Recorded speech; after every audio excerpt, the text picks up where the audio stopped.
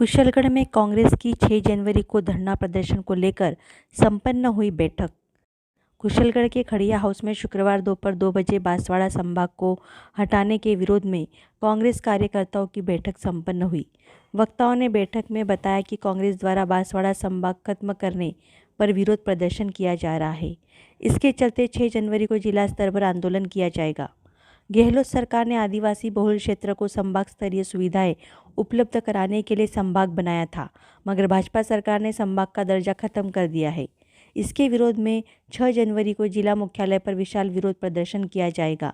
बैठक को पूर्व मंत्री एवं बांसवाड़ा विधायक अर्जुन सिंह बामनिया, घाटोल विधायक नानालाल नीनामा, जिला अध्यक्ष रमेश चंद्र पंड्या, पीसीसी सदस्य हसमुख सेठ, ब्लॉक कांग्रेस अध्यक्ष रजनीकांत खाबरिया, सज्जनगढ़ ब्लॉक अध्यक्ष रमेश बावड़ी पाड़ा, जिला कार्यकारी अध्यक्ष अब्दुल गफ्फार आदि ने संबोधित किया।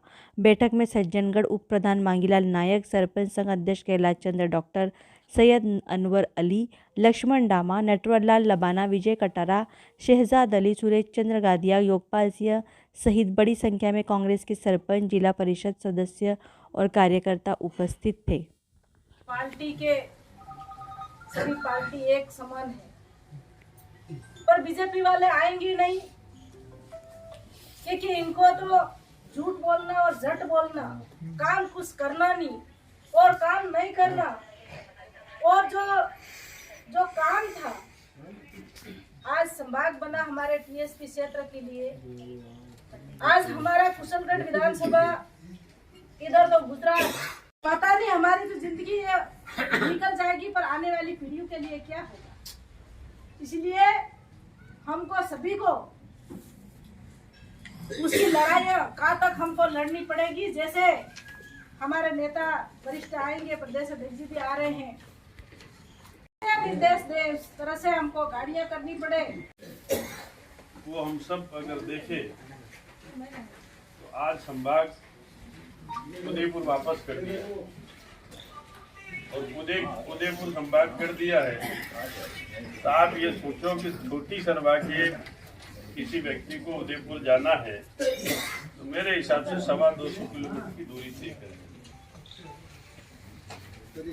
मोना डोंगर के किसी भाई को जाना है तो लगभग 250 किलोमीटर की दूरी करनी है। बांसवाड़ा से 165 किलोमीटर है। तो ऐसी दृष्टि में पूर्ववर्ती सरकार ने, अशोक गहलोत जी ने आदिवासी और यहाँ के टीएसपी एरिया को ध्यान में रखते हुए और हम सब एमएलए की और सबकी मांग के अनुसार उन्होंने बांसवाड़ा को संभाग घोषित किया। अब संभाग आया 1.5 साल हो गया और संभाग अगर यहाँ स्थायी रहता तो कम से कम 10-12 विभाग अलग अलग आते, बड़े बड़े अधिकारी यहाँ बैठते, आईएएस बैठते 10-12, आईपीएस बैठते। और पत्रकार साथियों, सबसे महत्वपूर्ण बात इसमें ये थी कि टीएसपी एरिया में संभाग आया था, अगर वो एज इट इज रहता तो यहाँ के कम से कम टीएसपी क्षेत्र के 1500 से 2000 युवाओं को नौकरी मिलती है, क्योंकि 1 से 9 पेशकल तक टीएसपी के एरिया में टीएसपी का आदमी ही अप्लाई कर सकता है, वही नौकरी पा सकता है। उसी कानून के तहत यहाँ के युवाओं को नौकरी मिलती। महत्वपूर्ण चीज ये हमारे युवाओं के साथ में कुठाराघात हुआ।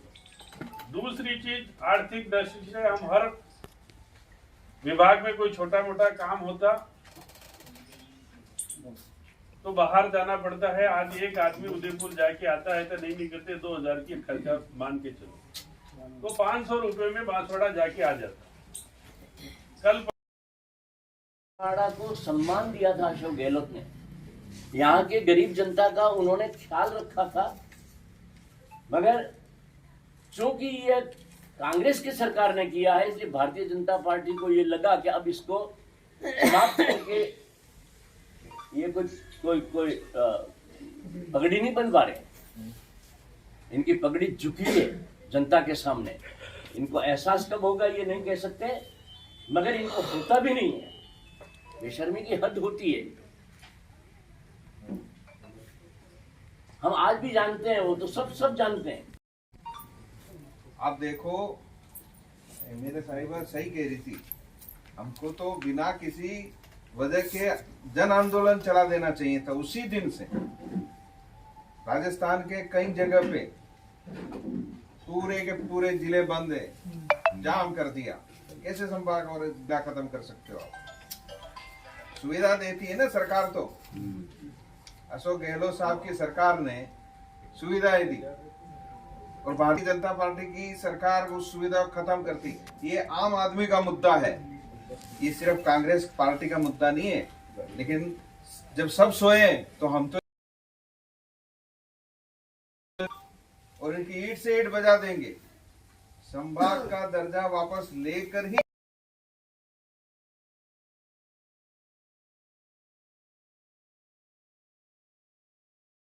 सम्माननीय बामणिया साहब, जिला कांग्रेस कमेटी का कार्यकारी अध्यक्ष परम सम्माननीय बाबूजी गफार साहब, प्रदेश कांग्रेस कमेटी के पीसीसी सदस्य परम सम्माननीय हसमुखलाल जी शेख साहब, हमारे कुशलगढ़ के हम सबके लोकप्रिय विधायक परम सम्माननीय मैडम खड़िया जी, जिला कांग्रेस कमेटी के अध्यक्ष बाबूजी खाबिया साहब, सज्जनगढ़ के उप प्रधान सम्माननीय नायक साहब, सज्जनगढ़ के ब्लॉक अध्यक्ष सम्माननीय लबाना जी, हमारे बाबूजी नटवरलाल जी होने का मौका मिला और जिले के वरिष्ठ नेता हम सरकार के मंत्री जी,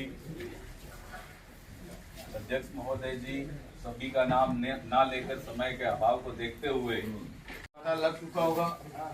इसमें किसी भी पार्टी का शुरुआत थोड़ा चलना पड़ेगा, वो भी चलने के लिए तैयार हो जाएगा। इस पार्टी सरकार ने घिनौनी हरकत बांसवाड़ा जिले के साथ की है।